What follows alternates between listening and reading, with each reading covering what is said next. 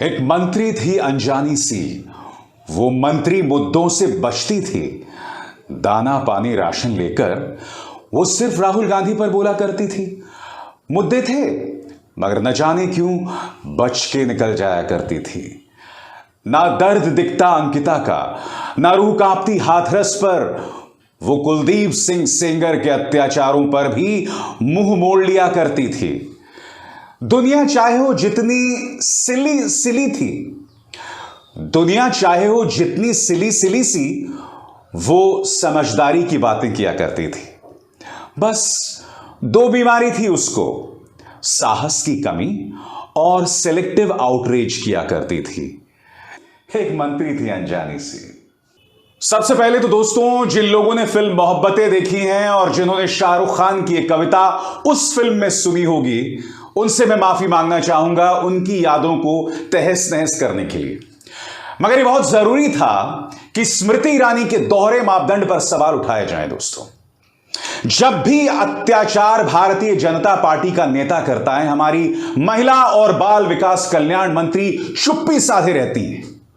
उल्टा विपक्ष के नेताओं के बारे में जितनी गलत बयानी कर लो, स्मृति ईरानी के पास कोई कमी नहीं है, वक्त की कोई कमी नहीं है। दोस्तों, मैं आपसे पूछना चाहता हूं, जो तमाम मुद्दे मैंने इस सैटारिकल कविता में, इस व्यंग्यात्मक कविता में आपके सामने रखे, क्या इनमें से किसी भी मुद्दे पर स्मृति ईरानी ने अपनी राय दी?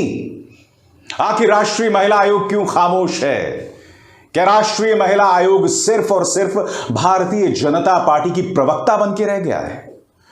दोस्तों, सबसे पहले मैं आपको बतलाना चाहूंगा कि अंकिता पर कांग्रेस के नेता राहुल गांधी ने सख्त तेवर अपनाए हैं।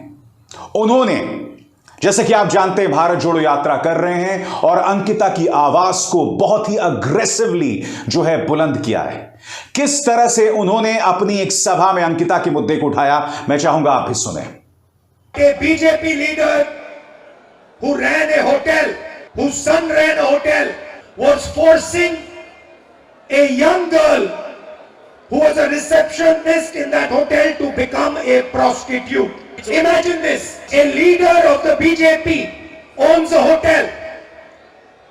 His son is forcing a woman to become a prostitute.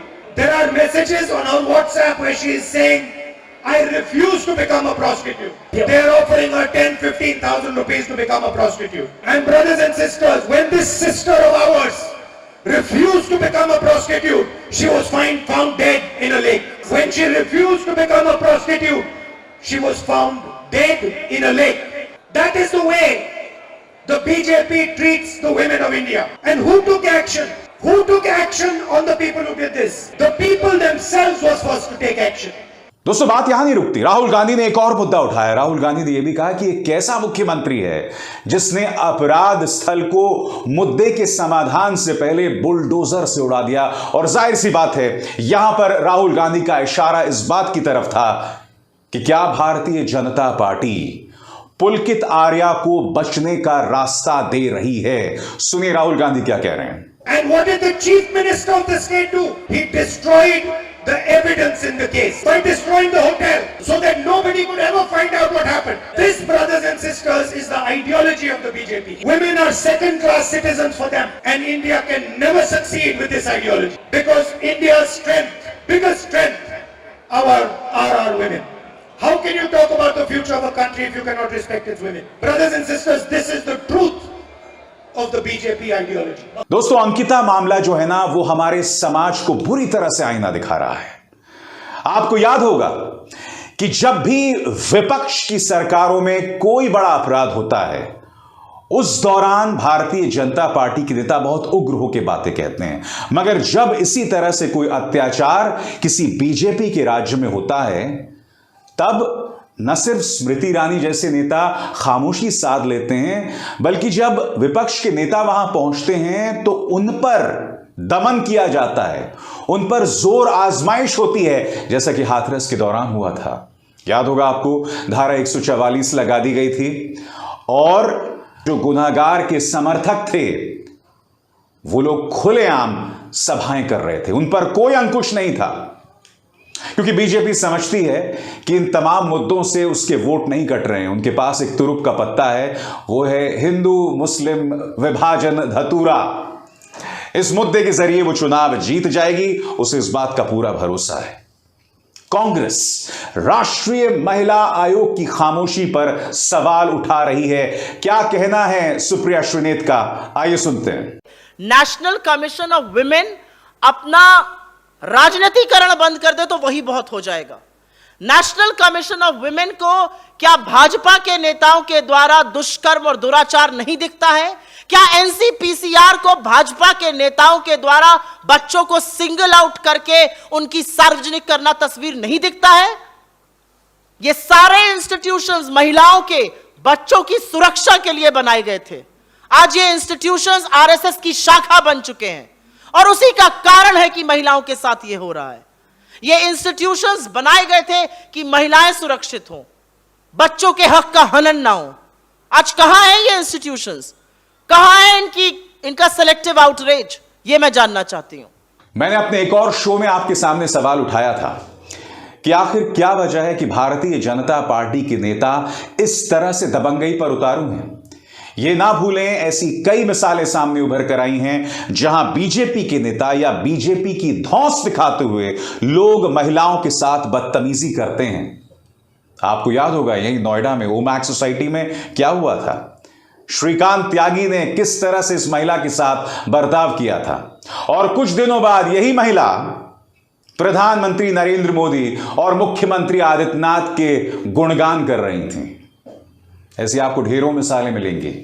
जी हां, यही सवाल पूछा जाना चाहिए कि क्या इसलिए क्योंकि मीडिया कभी भारतीय जनता पार्टी से सवाल नहीं करती तभी इनका अत्याचार बढ़ रहा है, तभी इनकी दबंगई बढ़ रही है? क्या बीजेपी के नेताओं और उनसे जुड़े लोगों को लगता है कि उन पर कोई अंकुश नहीं होगा, इसलिए हम धड़ल्ले से जो मर्जी करें? बहुत जरूरी हो जाता है कि ऐसे ही मौके पर देश की महिला और बाल विकास कल्याण मंत्री सामने आए, अपनी राय रखें। यहां पर आप पूरी तरह से खामोश हो जाती हैं।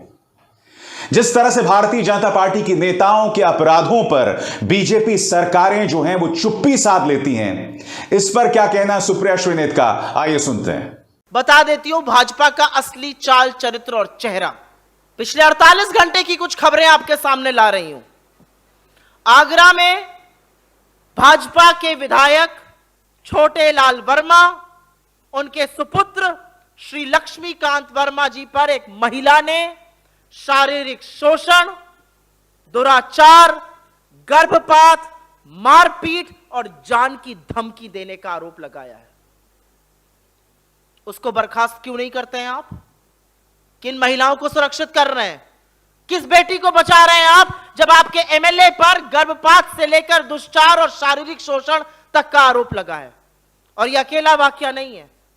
जबलपुर में भाजपा के व्यापारी प्रकोष्ठ के शशिकांत सोनी पर एक महिला को जबरन शारीरिक शोषण किया गया, नौकरी देने के छलावे पर। उसको कौन सी जेल में भेजेगा, उसके खिलाफ क्या कार्रवाई करी जा रही है, यह मैं जरूर जानना चाहती हूं। अभी शाहडोल मध्य प्रदेश में विजय त्रिपाठी जी 2021 में भाजपा के नेता, जैतपुर में मंडल अध्यक्ष, उनके खिलाफ एग्जैक्टली ये केस, महिला के साथ शारीरिक शोषण, उसका रेप, उसके साथ बलात्कार और उसको किसी न किसी छलावे में लाकर ऐसा करना। मैं एक बात स्पष्ट कर दूं, जब राजस्थान में किसी महिला पर अत्याचार होता है तो जाहिर सी बात है राहुल गांधी और प्रियंका गांधी उस उग्र अंदाज में नहीं बोलते हैं, मगर कम से कम बोलते तो हैं। मैंने अब तक विपक्ष की किसी भी सरकार में ऐसा नहीं देखा कि जो पीड़िता है या उसके परिवार के साथ कोई नाइंसाफी की गई हो, या फिर विपक्ष की किसी सरकार ने मीडिया पर अंकुश लगाया हो मीडिया कवरेज को लेकर। मगर आप जानते हैं बीजेपी राज्यों में क्या होता है।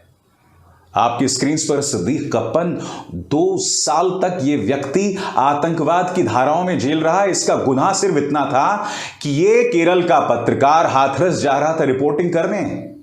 आप जानते हैं सुप्रीम कोर्ट ने इन्हें 2 साल बाद बेल दे दी है, मगर इन पर मनी लॉन्ड्रिंग की एक धारा लगा दी गई है, जिसके चलते सिद्दीक कप्पन अब भी जेल में हैं। यह होता है दोस्तों, जो लोग बीजेपी सरकार से सवाल करते हैं। आप लोगों में से कई लोग पूछते हैं कि भाई विपक्ष की सरकारों पर इतने उग्र होकर आप क्यों नहीं बोलते हैं, भाजपा पर ही क्यों उग्र होकर बोलते हैं। तो मैं आपको बतलाना चाहता हूं, जहां दमन होगा, जहां अत्याचार होगा, आवाज वहां बुलंद की जाएगी। अगर सरकारें अपना काम नहीं करेंगी तो उस पर सवाल होगा।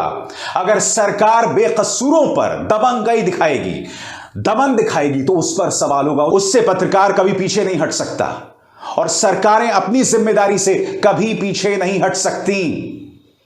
सीधा सा सवाल है दोस्तों, कल्पना कीजिए हाथरस और अंकिता के प्रकरण से बाकी राज्यों के साथ। हाथरस में आपने रातों रात शव जला दिया था, पेट्रोल छिड़क कर। मां बाप बिलखते रहे। कल्पना कीजिए इसी तरह से किसी नॉन बीजेपी राज्य में हुआ करता, तब क्या होता। अंकिता के मामले में बुलडोजर चला दिया गया साहब क्राइम सीन पर। अंकिता के मामले में राज्य के जो एक आईपीएस ऑफिसर हैं, वो पिता के साथ बातचीत का एक ऑडियो रिकॉर्डिंग पेश कर रहे हैं अपने ट्विटर हैंडल पर, बाद में शर्मिंदा होकर डिलीट भी कर देते हैं अशोक कुमार मेहता जी। ऐसा होता है, ऐसे पुलिस काम करती है। पुलिस और राजनेताओं में फर्क है क्या। और सबसे बड़ा सवाल, अगर पुलकित आर्या भाजपा नेता और मंत्री विनोद आर्या के बेटे ना होकर किसी कांग्रेस के नेता के बेटे होते, तो क्या आप कल्पना कर सकते हैं मीडिया में इस मुद्दे को लेकर क्या बवाल होता। बहरहाल इस कार्यक्रम का मकसद यह था कि अंकिता पर जहां स्मृति ईरानी अब भी पूरी तरह से खामोशी अख्तियार किए हुए हैं, वहीं राहुल गांधी ने इस पर तल्ख तेवर अपनाए हैं। मैं स्मृति जी से अपील करना चाहता हूं, स्मृति जी वैसे तो आप इस मुद्दे पर नहीं बोलेंगी, मगर मैं जानता हूं राहुल गांधी पर आप तुरंत अपना बयान लेकर सामने आ जाती हैं। राहुल गांधी पर तो आप गलत बयानी भी करते हैं। संसद के अंदर मैं नहीं भूला हूं कि राहुल गांधी के एक बयान को लेकर आपने गलत बयानी की थी। अभी हाल ही में आपने यह भी झूठ बोला था कि राहुल गांधी ने स्वामी विवेकानंद का अपमान किया, अपनी यात्रा से पहले उन्हें श्रद्धा सुमन अर्पित नहीं किए, और आपके सामने प्रमाण है, फिर भी आपने झूठ बोला। तो मैं आपसे एक अपील करना चाहता हूं, चलिए अंकिता पर ना कहें, कम से कम राहुल गांधी पर तो कुछ बोल दीजिए। राहुल गांधी का जो बयान है मैंने अभी अभी कार्यक्रम में आपको सुनाया। स्मृति जी मैं आपको आमंत्रित करता हूं कि राहुल गांधी के इस बयान पर कुछ कहिए, जोरदार कहिए, बिल्कुल उसी अंदाज में। याद है आपको जब एक जमाने में आप एक बेहतरीन अभिनेत्री हुआ करती थी। खैर, मंत्री आप कितनी काबिल हैं मैं तो नहीं जानता हूं, मगर हां अभिनय में अब भी आपके बहुत दम है। जब आप गुस्सा होती हैं तो आपके जो गुस्से के आवेग के सामने, उसकी इंटेंसिटी के सामने बड़े बड़े अभिनेता जो है ना वो फेल हो जाते हैं। बधाई आपको आपके अभिनय के लिए। हां बतौर मंत्री अभी बहुत कुछ किया जाना बाकी है। नमस्कार।